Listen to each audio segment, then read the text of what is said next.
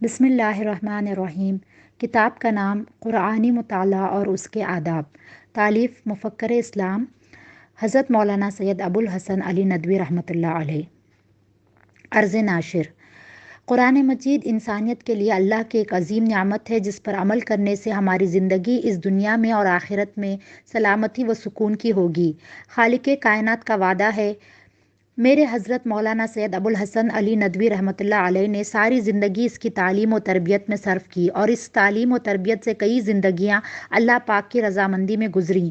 اس کی ایک کڑی قدیم جریدہ الصادق سے قرآنی مطالعہ اور اس کے آداب پیش خدمت ہے۔ آقائے کائنات سے التجا ہے کہ ہم سب کو اس سے استفادہ کی ہدایت اور توفیق عطا فرمائے، آمین۔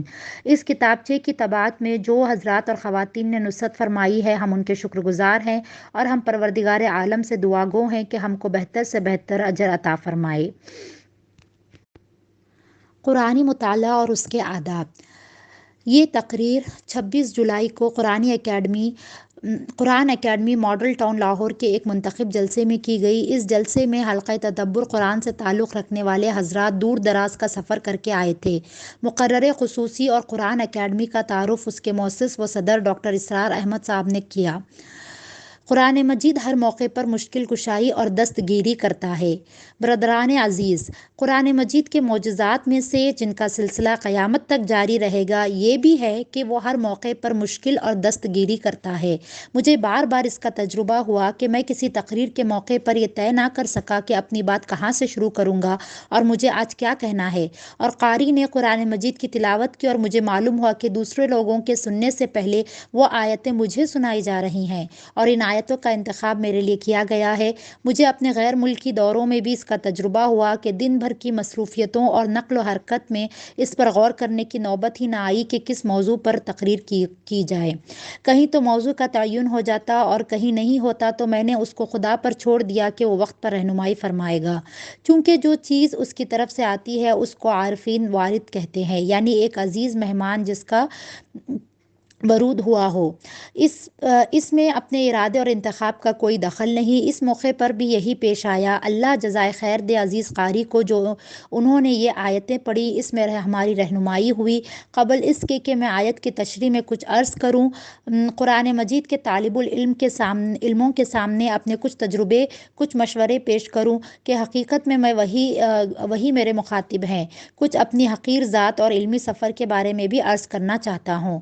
قرآن مجید کی حکمت دعوت۔ ڈاکٹر صاحب نے بڑی خوبی سے میرا تعارف کرایا، لیکن میں پھر بھی کسی قدر تعارف ضروری سمجھتا ہوں، اور سنت یوسفی کے مطابق یہ فرض خود ہی انجام دیتا ہوں۔ جب حضرت یوسف علیہ السلام کے پاس تعبیر پوچھنے والے گئے تو انہوں نے فرمایا، سب سے پہلے سامعین کو یا جو کوئی استفسار لے کر جائے اس کو اطمینان کی ضرورت ہوتی ہے کہ وہ جس کے پاس گئے ہیں اس سے کچھ مدد بھی مل سکتی ہے یا نہیں۔ انتخاب میں انہوں نے کچھ غلطی تو نہیں کی، انہوں نے ضروری سمجھا کہ کہہ دیں یہ نبی کا کلام تھا، اور اس میں ایک طرح کی خود ستائی کی بو تھی، اس میں اپنی تعریف کی بو نکلتی تھی، اور یہ وہم ہو سکتا تھا۔ اس لیے انہوں نے فوراً فرما دیا کہ میں تمہاری اس موقع پر مدد تو کر سکتا ہوں مجھے، لیکن یہ علم اللہ نے دیا ہے۔ یہ علم کیوں عطا کیا؟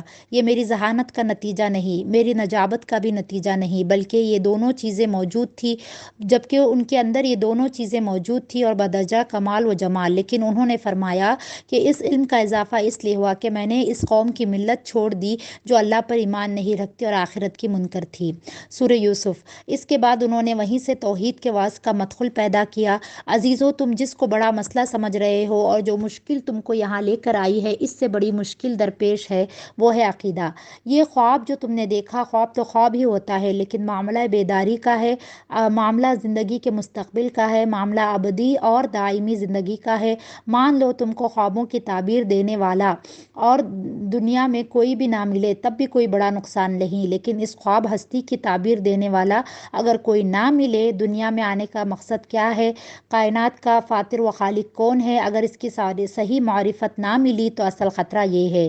پھر انہوں نے اتنا ہی ڈوز دیا جتنا ڈوز دینا چاہیے۔ وہ جانتے تھے کہ یہ غرض لے کر آئے ہیں، ان کو ایک ذہنی پریشانی ہے، یہ اتنا صبر نہیں کر سکتے کہ ان کو 1 یا 2 گھنٹہ تبلیغ کروں، اس لیے انہوں نے بالکل صحیح احساس تناسب کے ساتھ ایک جو ایک حاذق طبیب رکھتا ہے اور ایک دائی حکیم رکھتا ہے، ایک ملہم رکھتا ہے، اتنا ہی ڈوز دیا جتنے ڈوز کے وہ متحمل تھے۔ دل کا دروازہ کبھی کبھی کھلتا ہے۔ آپ اس تناسب کو دیکھیے، اس میں جمال یوسف ہی پورے طور پر عیاں ہے۔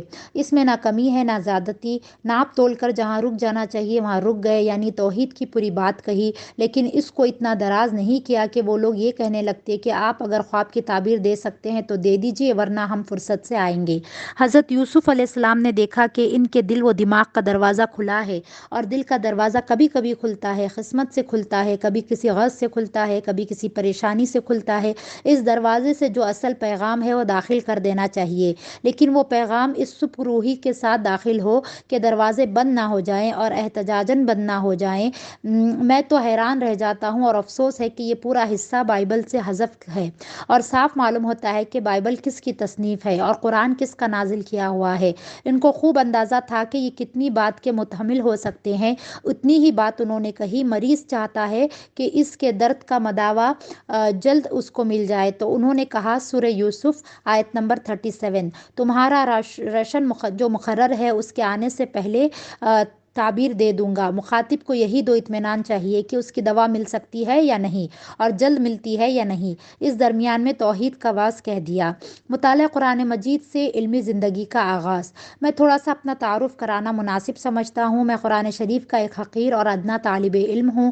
میری علمی زندگی قرآن مجید ہی کے مطالعے سے شروع ہوئی۔ میں نے کئی جگہ لکھا ہے کہ اللہ نے مجھے ایک ایسا استاد دیا جس کو ذوق ایمانی اور ذوق قرآنی ملا تھا، شیخ خلیل بن یمانی۔ وہ قرآن پڑھتے تھے اور روتے تھے۔ پہلا نقش جو مجھ پر پڑا وہ ان کی آواز کا جو درد میں ڈوبی ہوئی تھی۔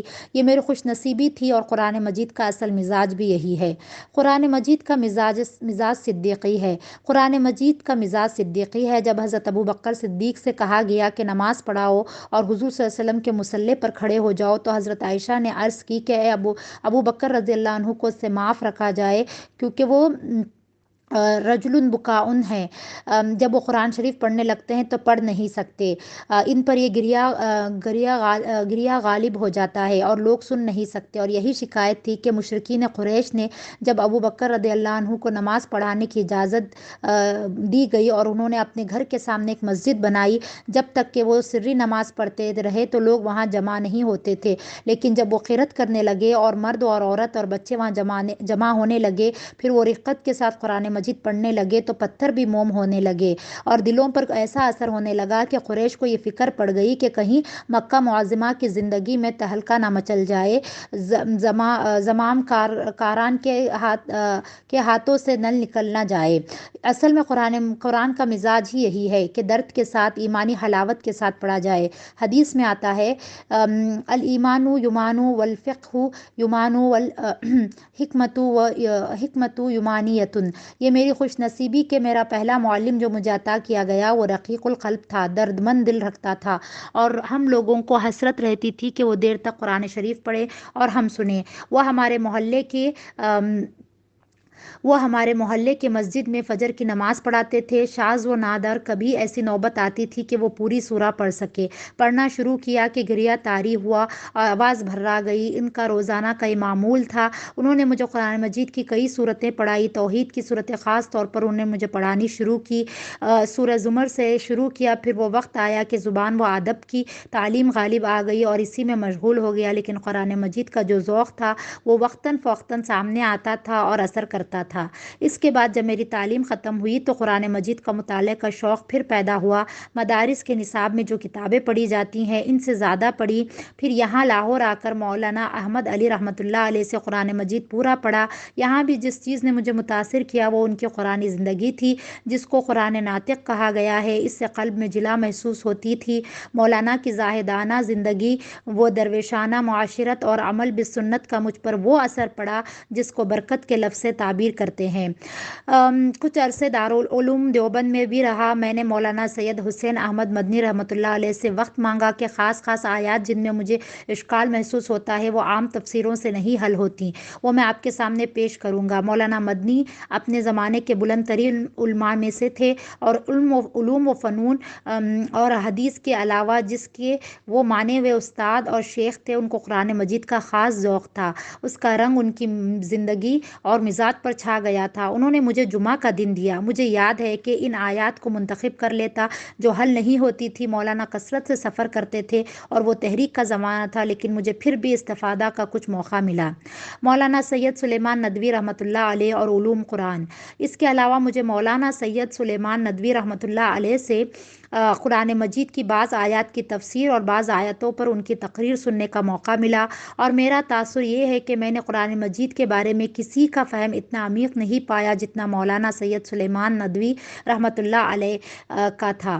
یہ ایک تاریخی انکشاف ہے کہ لوگ سید صاحب کو مورخ اور سونے نگار کی حیثیت سے جانتے ہیں، متکلم کی حیثیت سے جانتے ہیں، لیکن میرے نزدیک فہم قرآن میں ان کا پایا بلند تھا کہ مجھے ہندوستان ہی میں نہیں بلکہ تحتی بر اعظم میں کوئی بھی شخص ایسا نہیں ملا جس کا مطالعہ قرآن اتنا وسیع اور عمیق ہو، اور اس غیر مطالعے کی وجہ یہ ہے کہ عربی زبان و ادب اور بلاغت اور اعجاز قرآنی کا مطالعہ ان کا بہت وسیع و عمیق تھا۔ پھر مولانا حمید الدین فراہی رحمۃ اللہ علیہ جو اس فن کے گویا امام تھے، ان کی صحبت میں رہ کر انہوں نے ان کی گفتگو، ان کی تحقیقات اور ان کے مطالعہ قرآن سے پورا استفادہ کیا۔ مجھے یاد ہے کہ ایک بار ہم لوگ دارالمصنفین کے گئے ہوئے تھے تو انہوں نے سورہ جمعہ پر تقریر کی۔ میں نے ایسی عالمانہ، ایسی محققانہ اور ایسی نکات بھری ہوئی تقریر ابھی تک نہیں سنی تھی۔ کاش کہ وہ محفوظ ہو جاتی تو مجھے سید صاحب سے مختصر استفادہ کا موقع ملا۔ پھر جب دارالعلوم ندوۃ العلماء میں بحیثیت استاد میرا انتخاب ہوا تو خاص طور سے قرآن مجید کا درس میرے سپرد ہوا۔ وہاں قرآن کے درس کی دو صورتیں ہیں، ایک تو متن قرآن مجید پڑھایا جاتا ہے اور یہ سلسلہ غالباً دارالعلوم ندوۃ العلماء ہی سے شروع ہوا، پھر اور مدارس میں اس کی تقلید کی جانے لگی، اور یہی طریقہ صحیح ہے کہ ابتدا میں متن کو سامنے رکھ کر پڑھا جائے بغیر کسی تفسیر کی مداخلت کے۔ استاد تیار ہو کر آئے اور وہ اپنا مطالعہ قرآن پیش کرے تو مجھے کئی سال تک قرآن کی خدمت کا موقع ملا۔ تفسیر بھی پڑھائی، لیکن زیادہ متن قرآن پڑھایا۔ جو مضامین میرے سپرد ہوئے تھے ان میں سب سے زیادہ اہم تفسیر والا مضمون تھا۔ میں نے اپنا تعارف اس لیے کرا دیا کہ آپ یہ سمجھیں کہ میں قرآن مجید کا ادنا طالب علم ہوں۔ اس کے بعد جو کچھ بھی اللہ نے توفیق دی اس میں قرآن مجید کا سب سے بڑا حصہ ہے۔ جن لوگوں نے میری ناچیز تحریریں اور تصنیفات دیکھی ہیں ان کو اندازہ ہو گیا ہے کہ میری تحریروں کا تانا بانا قرآن مجید ہی سے تیار ہوتا ہے۔ میں نے سب سے زیادہ قرآن سے مدد لی ہے اور پھر تاریخ سے، اور میں تاریخ کو قرآن مجید ہی کی تفسیر سمجھتا ہوں۔ اجتباء خاص، ہدایت عام۔ اس وقت جو آیت پڑھی گئی اس آیت میں دو چیزیں ہیں، ایک مقام اجتباء اور دوسرے ہدایت۔ اجتباء کے لیے اللہ تعالیٰ نے صاف صاف کہہ دیا سارا معاملہ اللہ کے ہاتھ میں ہے، جس کو چاہیے وہ اجتباء سے سرفراز کرے اور اس کو قبولیت و اجتباء کا درجہ عطا کرے، لیکن ہدایت کی ضرورت سب انسانوں کو ہے، اور وہ ان کو ہدایت دیتا ہے جو اس کی طرف رجوع کرتے ہیں، ہدایت کے طالب ہوتے ہیں، اور جن میں انابت کی، تواضع اور بندگی کی اور اپنے آپ کو کچھ نہ سمجھنے کی کیفیت پیدا ہو جائے تو اللہ نے ان کو راستے پر لگا دیا ہے اور آخر تک پہنچا دیا، لیکن شرط یہ ہے کہ اس میں انابت کی صفت پائی جائے۔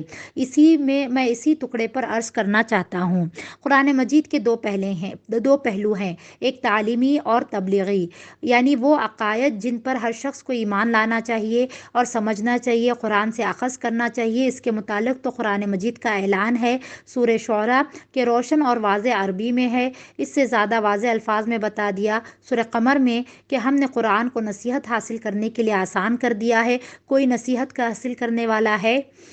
کوئی شخص یہ معلوم کرنا چاہتا ہے کہ خدا اس سے کیا چاہتا ہے اور اس کی ہدایت کی کیا شرائط ہیں، اور توحید و رسالت اور معاد کا قرآنی تصور کیا ہے، قرآنی عقیدہ کیا ہے، اس کی حقیقت کیا ہے، دنیا میں ہدایت اور آخرت میں نجات مل سکے، اس کے لیے قرآن مجید آسان ہے، اور کسی کو یہ کہنے کا عذر نہیں کہ ہم قرآن مجید سے ان باتوں کو سمجھ نہیں سکیں گے اور قرآن ہمارے لیے حجت نہیں۔ توحید کے بارے میں واضح سے واضح، صحیح سے صحیح، طاقتور سے طاقتور دو ٹوک بات جو کہی جا سکتی ہے وہ یہ ہے کہ قرآن مجید میں خود موجود ہے۔ قرآن مجید پڑھ کر آدمی سب کچھ ہو سکتا ہے لیکن مشرک نہیں ہو سکتا۔ یہ اعلان کہتا ہوں کہ وہ ٹھوکریں کھا سکتا ہے، بے عمل ہو سکتا ہے، وہ فسق کی راہ اختیار کر سکتا ہے، لیکن جہاں تک توحید و شرک کا تعلق ہے تو قرآن مجید بالکل سورج کی طرح روشن، اور سورج کیا چیز ہے، اس میں کسی قسم کی اشتباہ کا گنجائش نہیں۔ اور جہاں تک رسالت کے عقیدے کا تعلق ہے کہ نبوت کیا چیز ہے، انبیاء کیا ہیں، ان کے ذمے کون سی چیز سپرد کی گئی ہے، ان کو کیا حکم ہوتا ہے، وہ کیا تعلیم دیتے ہیں، ان کی سیرت کیسی ہوتی ہے، ان کی زندگی کیسی پاک بازانہ اور بلند ہوتی ہے، یہ قرآن مجید میں صاف طور سے بیان کیا گیا ہے۔ وہ اپنا تعارف بھی کراتے ہیں اور شبہوں کو بھی دور کرتے ہیں۔ آپ سورہ اعراف پڑھیے، سورہ ہود پڑھیے، سورہ شورا پڑھیے، اس میں ایک ایک نبی کا نام لے کر تعارف کرایا گیا ہے اور ثبوت دیا گیا ہے۔ عقل جج نہیں بلکہ وکیل ہے۔ جہاں تک رسالت و انبیاء کا تعلق ہے، اس کے بارے میں بھی قرآن مجید کسی غلط فہمی کی گنجائش نہیں، قرآن میں کسی غلط فہمی کی گنجائش نہیں، لیکن اگر کوئی آدمی گمراہی کا ارادہ کر ہی لے تو گنجائش تو ہر چیز کی ہے۔ آپ ہی میں سے کوئی صاحب جن کو اللہ نے ذہانت عطا کی ہو، کھڑے ہو جائے اور کہیں کہ میں ثابت کر سکتا ہوں کہ اس وقت دن ہے جبکہ یہ تقریر رات میں ہو رہی ہے، سورج روشن ہے اور ہمیں دھوپ کی تمازت محسوس ہو رہی ہے، تو یہ ہو سکتا ہے کہ وہ ہم سب کو لاجواب کر دے، تو اس کا زبان اور ذہانت سے تعلق ہے۔ مقدموں میں، عدالتوں میں کیا ہوتا ہے، دن کو رات اور رات کو دن ثابت کر دیا جاتا ہے۔ ہمارے استاد مولانا عبدالباری صاحب ندوی فرماتے ہیں کہ عقل جج نہیں بلکہ وکیل ہے، اس کو فیس ملنی چاہیے، تو یہ پھر ہر مقدمے کو ثابت کر سکتی ہے۔ جب کوئی فلسفہ آیا، عقل نے اس کی صداقت کی اور اس طرح ثابت کیا کہ وہ بالکل بدیہی حقیقت معلوم ہونے لگی۔ یہ الگ بات ہے کہ کوئی آدمی طے کر لے کہ قرآن مجید سے کوئی بات نکالنا ہے، اور اس کی مثال میں آپ کے سامنے پیش کر دیتا ہوں۔ میں اسلامک اسٹڈیز کانفرنس کے ایک جلسے میں شریک تھا، وہاں ایک صاحب نے مقالہ پڑھا، میں ان کا نام اور جگہ کا نام نہیں لوں گا۔ انہوں نے اپنے مقالے میں ثابت کیا کہ قرآن میں جہاں صلوات کا لفظ آیا ہے اس سے مراد علاقائی حکومت ہے، اور جہاں صلاۃ الوسطیٰ کا آیا ہے اس سے مراد مرکزی حکومت ہے، اور ثابت کیا کہ سارے قرآن میں لفظ اسی معنی میں استعمال ہوا ہے۔ مجھے اسی وقت بڑی سختی سے اس کی تردید کرنی پڑی۔ ہدایت کے لیے قرآن آسان ہے، ہدایت کے لیے قرآن مجید آسان ہے، اس میں کوئی شبہ نہیں، لیکن جہاں تک اس کے علوم کا تعلق ہے، اس کے رفیع و دقیق مضامین کا تعلق ہے، اس میں کسی چیز کے متعلق دعوے کے ساتھ کہنا صحیح نہیں ہے۔ ہم جو کچھ سمجھتے ہیں اس کے علاوہ سب غلط ہے۔ قرآن کے بارے میں سب سے الگ، منفرد و شاذ رائے قائم کرنا بڑی خطرے کی بات ہے۔ حضرت ابو بکر صدیق رضی اللہ عنہ کا قول ہے، اے کس آسمان کے نیچے پناہ لوں گا اور کس زمین پر چلوں گا اگر میں کتاب اللہ کی آیت کے متعلق کوئی ایسی بات کہہ دوں جس کی کوئی بنیاد، کوئی تحقیق نہیں۔ اور قرآن کے بارے میں صحابہ کرام کا یہ عام رویہ تھا۔ حضرت عمر خود کسی لفظ کے بارے میں فرماتے کہ اس کے کیا معنی ہیں، اور پھر خود ہی کہہ دیتے کہ عمر تیری ماں تجھ پر روئے، اگر تجھے ایک لفظ کے معنی نہیں معلوم تو کیا غضب ہوا۔ صحابہ کرام کا انداز فکر بتاتا ہے کہ پورے قرآن پر حاوی ہونے کو وہ نہ تو ممکن سمجھتے تھے اور نہ ضروری۔ میری یہ جرات معاف کی جائے، اور وہ یہ ہے کہ قرآن کی جو اصل روح، اصل مدعا اور اصل مقصد ہے وہ حاصل ہونا چاہیے، اس کے ساتھ معاملہ ہونا چاہیے۔ ادب و خشوع کا ہمیں بہت سی چیزوں کی حقیقتیں معلوم نہ ہونے کے باوجود ان سے پورا فائدہ پہنچا ہے۔ اگر کسی شخص کو قرآن مجید کے حقائق و مطالب معلوم نہیں، یہاں تک کہ پورے الفاظ کے معنی بھی معلوم نہیں، لیکن اس کے دل میں خدا کا خوف ہے، خشیت ہے، جب قرآن پڑھا جاتا ہے تو یہ حالت ہوتی ہے جو اللہ نے فرمائی ہے سورہ حشر آیت نمبر 21 کہ اس کا حال یہ ہے کہ رونگٹے کھڑے ہو جاتے ہیں، وہ لرز جاتا ہے، اس کا رواں لرز جاتا ہے، کہتا ہے کہ یہ اللہ کا کلام ہے، یہ میرے رب کا کلام ہے، تو ہو سکتا ہے کہ وہ ہدایت کے آخری مدارج تک پہنچ جائے اور اس کو قرب بالقرآن حاصل ہو۔ حدیث میں آتا ہے کہ کچھ لوگ ایسے پیدا ہوں گے جو قرآن مجید پڑھیں گے اور بہت تکلیف سے پڑھیں گے مگر ان کے حلق سے نہیں اترے گا۔ تو جہاں تک مضامین کا تعلق ہے، میں ایک طالب العلم کی حیثیت سے عرض کرتا ہوں کہ وہ ایک ایسا سمندر ہے جس کو کوئی انتہا نہیں، اور بڑے سے بڑا آدمی اس کی وسعت کے سامنے لرزہ براندام رہتا تھا اور سمجھتا تھا کہ اللہ کی ہدایت اور توفیق کے بغیر وہ ایک قدم نہیں چل سکتا۔